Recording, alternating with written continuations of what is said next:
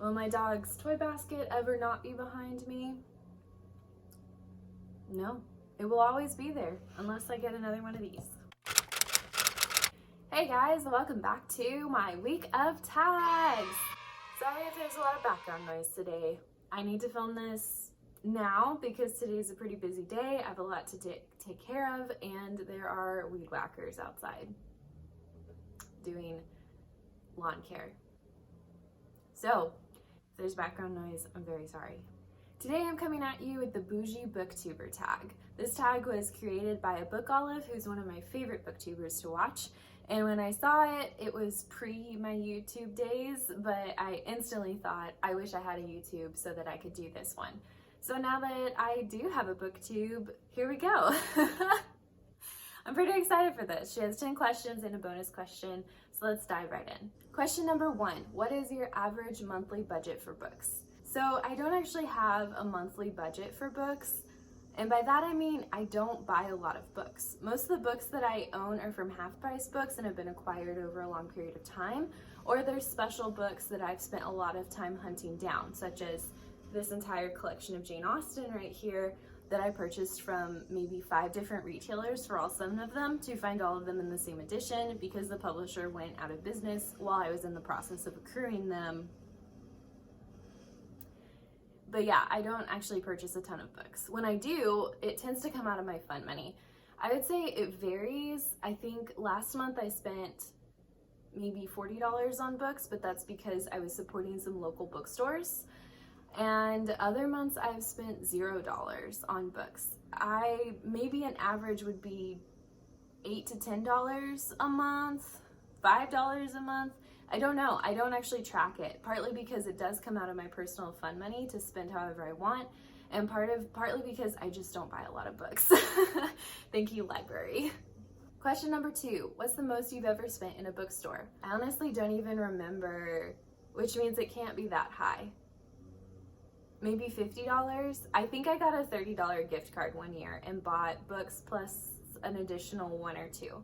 So I'd say probably $50, but out of that, only 20 of it was mine. So not a lot.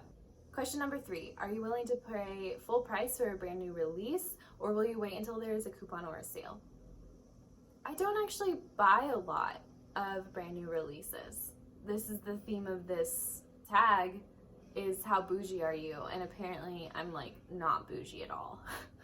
I don't buy a lot of new releases. When I do, I tend to pre-order them, or they are ones that I just really want, and so I'm willing to pay full price for it. So I guess in general, occasionally I'll pay full price. I think obviously I'm gonna try to look for a coupon or a sale, but if it's a nonfiction that I've decided I'm gonna acquire and I've decided it's time to acquire it, I'm just gonna buy it if that's how I want to use my fund money. So I guess in general, yes, I'm totally willing to spend full price. I would rather not, but either way, it's not going to happen very often. Number 4, would you rather buy one new book or several less expensive used copies? This depends on the book. Illustrated Harry Potter, I'm going to buy that one book. This series by Jane Austen, I'm going to buy that one book. If it's a book that I know I want to collect and own for a very long time, I'll totally just buy that one book. However, overall, you guessed it, I'd rather have a lot more books and get them used. If it's a book that I really want to own for a long time, I'll put money into that copy. If it's a book that I'm not certain of, I just want to buy it used in case I want to pass it on again. Number 5, what do you think is a reasonable price for a new hardback, a paperback, or an ebook?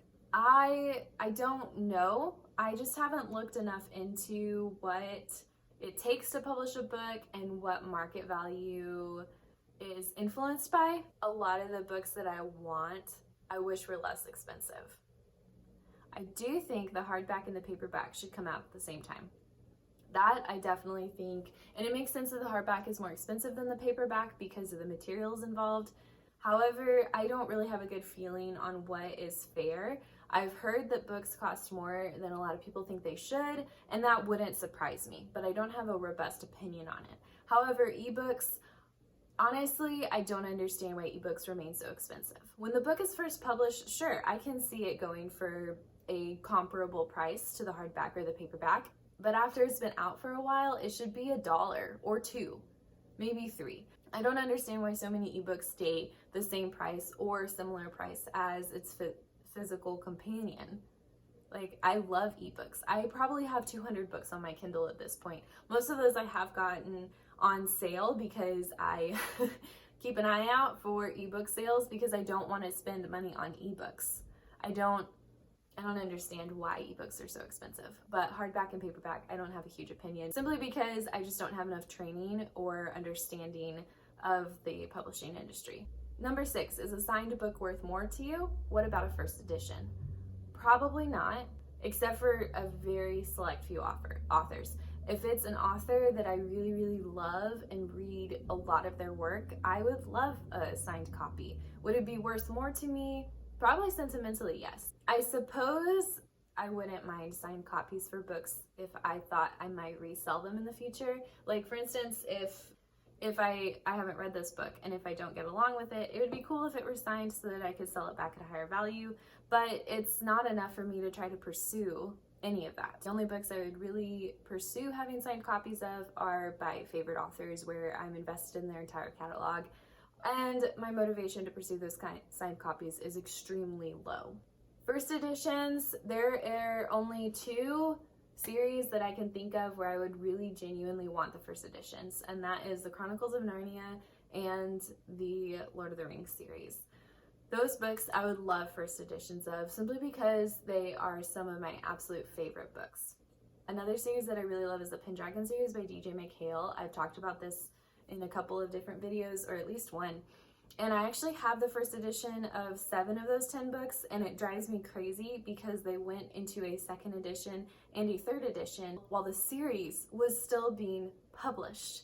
And so I do not have the first edition in that entire series, and I really like my series matching. So yes, for those last 3 books, I would want the first edition of those, hands down, because I want them to match. However, that's the only reason I would care about the first edition, even though that's one of my favorite series. So in general, the only series I would really want a first edition of are Lord of the Rings and Chronicles of Narnia. And even then, it's not to read them, it's just because I just think they're wonderful series, and I would love to have multiple copies of them. Number 7, what is the most valuable book you own, sentimental or monetary?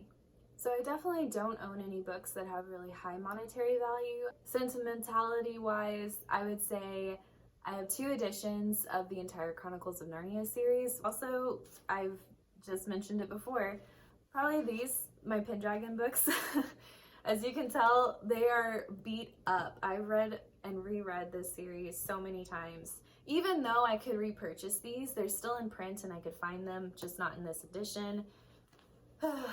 Because I grew up reading them. I mean, this is the first book. I got it when I was 12, I think. Because these are the copies that I read growing up, they do have a lot of sentimental value. But if I lost them for some reason, I think I'd be shook for like a day and then I'd be fine. But yeah, they still do have a lot of sentimental value. I love this series. I want more people to read this series. I think it's great. They stopped trimming, so the noise should be down. Number 8, will you pay more for a cover or edition you like better? Yeah, a couple dollars, if it is that big of a deal. I think I would pay more for editions if I'm looking to collect them, which would be just some of my favorite series. Technically, I paid $17 for this copy because the publisher went out of print while I was in the middle of collecting them, and it was the last one left and I desperately wanted it. So I guess in this case, yes, I paid a lot more for this specific edition. In general, I am probably not going to pay a lot more or care about the cover for a lot of books, other than to look at them. So yes, for specific books, and no in general. Number 9, what physical characteristics does a good quality book have? I really love floppy paperbacks and hardbacks, books that are easy to stay open.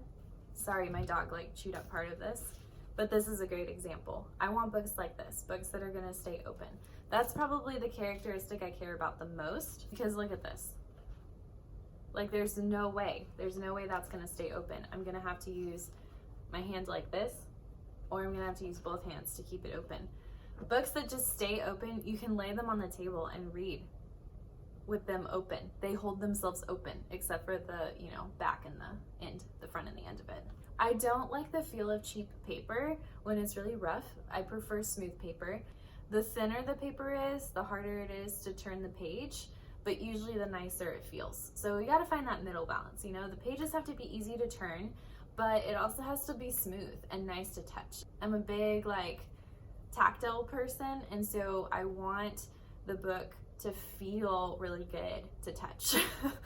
I want it to be enjoyable to hold. So yeah, books with rough paper I'm not into. I don't like deckled edges because it's harder to turn the pages. Those are the ones that I can think of the most. I like it when books stay open on their own or are very easy to prop open without a lot of work, and I want the paper to be smooth but not too hard to turn the pages. Number 10, if you won the lottery, what bookish things would you do with the money?